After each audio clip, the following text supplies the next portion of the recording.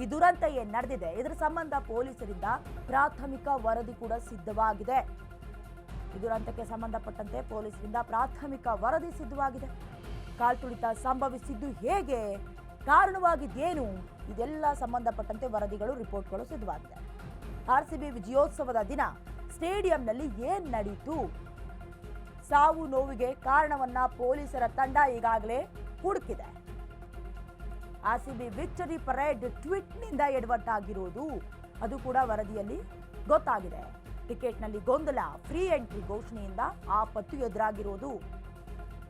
ಇನ್ನು ಸ್ಟೇಡಿಯಂನಲ್ಲಿ ಕಾಲ್ತುಳಿತ ಉಂಟಾಗತ್ತೆ, 11 ಮಂದಿ ದುರಾದೃಷ್ಟವಶಾತ್ ಸಾವಿಗೀಡಾಗ್ತಾರೆ.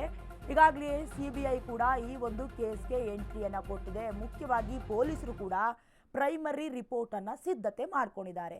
ಹಾಗಾಗಿ ಚಿನ್ನಸ್ವಾಮಿ ಸ್ಟೇಡಿಯಂನಲ್ಲಿ ಸುಮಾರು 35,000 ಜನ ಮಾತ್ರ ಸೇರೋದಕ್ಕೆ ಸಾಧ್ಯ ಇರೋದು. ಆದರೆ ಅದನ್ನ ಮೀರಿ 1 to 2 ಅಲ್ಲ, 1 to 3 ಜನ ಸೇರಿದ್ರು. ಹತ್ರ 3 ರಿಂದ 3.5 ಲಕ್ಷ ಜನ ಸೇರಿರೋದು ಫ್ರೀ ಎಂಟ್ರಿಯಿಂದ ಆಗಿರುವಂತ ಎಡವಟ್ಟು. ಮುಖ್ಯವಾಗಿ ಆರ್ಸಿಬಿ ವಿಕ್ಟರಿ ಪರೇಡ್ ಟ್ವೀಟ್ ಮಾಡ್ತಾರೆ, ಇದರಿಂದ ಎಡವಟ್ಟಾಗಿರೋದು. ಟಿಕೆಟ್ನಲ್ಲಿ ಕೆಲವೊಂದಷ್ಟು ಗೊಂದಲ ಆಗುತ್ತೆ, ಫ್ರೀ ಎಂಟ್ರಿ ಘೋಷಣೆಯಿಂದ ಎಡವಟ್ಟಾಗಿರೋದು.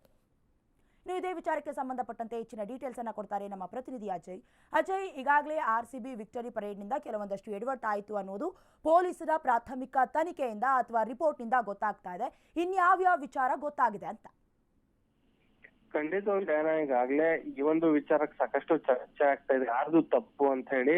ಆದ್ರೆ ಇಲ್ಲಿ ಯಾರು ತಪ್ಪು ಅಂತ ನಿಜಕ್ಕೂ ಕೂಡ ಗೊತ್ತಾಗ್ತಿಲ್ಲ. ಯಾಕಂದ್ರೆ ಕೆಸಿ ಆಗಿರ್ಬೋದು, ಆರ್ಸಿಬಿ ಆಗಿರ್ಬೋದು, ಅಥವಾ ಸರ್ಕಾರ ಆಗಿರ್ಬೋದು, ಅಥವಾ ಪೊಲೀಸ್ ಆಗಿರ್ಬೋದು, ಎಲ್ಲರೂ ಕೂಡ ಅವ್ರ ಮೇಲೆ ಇವ್ರ ಮೇಲೆ ಅವರು ಹೇಳ್ತಿದ್ದಾರೆ ಹೊರತು ಯಾವುದೇ ರೀತಿಯಾಗಿ ಇಲ್ಲಿ ಯಾರ್ದು ತಪ್ಪು ಅನ್ನೋದ್ರ ಬಗ್ಗೆ ಸ್ಪಷ್ಟವಾದಂತಹ ನಿಲುವಿಗೆ ಯಾರು ಕೂಡ ಬರ್ತಾ ಇಲ್ಲ.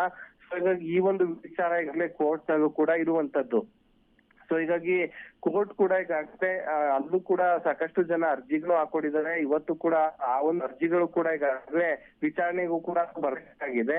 ಸೊ ಹೀಗಾಗಿ ಯಾರು ಇಲ್ಲಿ ಗೇಟ್ ಗಳನ್ನ ಓಪನ್ ಮಾಡೋದಕ್ಕೆ ಬಿಟ್ರು, ಮತ್ತೆ ಎಷ್ಟು ಗೇಟ್ ಗಳನ್ನ ಓಪನ್ ಮಾಡಕ್ ಬಿಟ್ರು ಅಂತ ಹೇಳಿ ಈಗಾಗಲೇ ತನಿಖೆ ಕೂಡ ಆಗ್ತಾ ಇರುವಂತದ್ದು. ಹೀಗಾಗಿ ಈ ತನಿಖೆ ನಂತರವೇ ಗೊತ್ತಾಗ್ಬೇಕಾಗಿದೆ ಯಾರ ತಪ್ಪಿದೆ ಇಲ್ಲಿ ಅಂತ ಹೇಳಿ. ಯಾಕಂದ್ರೆ 3 ಗೇಟ್ ಇಲ್ಲಿ ಓಪನ್ ಮಾಡ್ಬಿಟ್ರು ಅನ್ನೋ ಒಂದು ಆರೋಪ ಕೂಡ ಇರುವಂತದ್ದು. ಗೇಟ್ ಬಳಿ ಯಾರಿದ್ರು, ಮತ್ತೆ ಪೊಲೀಸರು ಎಷ್ಟು ಜನ ಇದ್ರು, ಇವೆಲ್ಲವೂ ಕೂಡ ಈಗಾಗಲೇ ಮ್ಯಾಜಿಸ್ಟ್ರೇಟ್ ತನಿಖೆ ಕೂಡ ಆಗ್ತಾ ಇರುವಂತದ್ದು. ಇವೆಲ್ಲಕ್ಕೂ ಕೂಡ ತನಿಖೆಯ ನಂತರವೇ ಈಗ ಉತ್ತರವನ್ನ ಸಿಗ್ಬೇಕಾಗಿದೆ. ಸೊ ಹಾಗಾಗಿ ಪೊಲೀಸರು ಕೂಡ ಒಂದ್ ಕಡೆ ತನಿಖೆಯನ್ನ ಮಾಡ್ತಿದ್ದಾರೆ, ಮ್ಯಾಜಿಸ್ಟ್ರೇಟ್ ಕೂಡ ಒಂದ್ ಕಡೆ ತನಿಖೆ ಮಾಡ್ತಾ ಇದೆ. ಸೊ ಹಾಗಾಗಿ ಮುಂದಿನ ದಿನಗಳಲ್ಲಿ ಯಾವ ರೀತಿಯಾದಂತಹ ವಿಚಾರ ಬರುತ್ತೆ ಅಂತ ಕಾದು ನೋಡ್ಬೇಕಾಗಿದೆ ಡಯಾನ.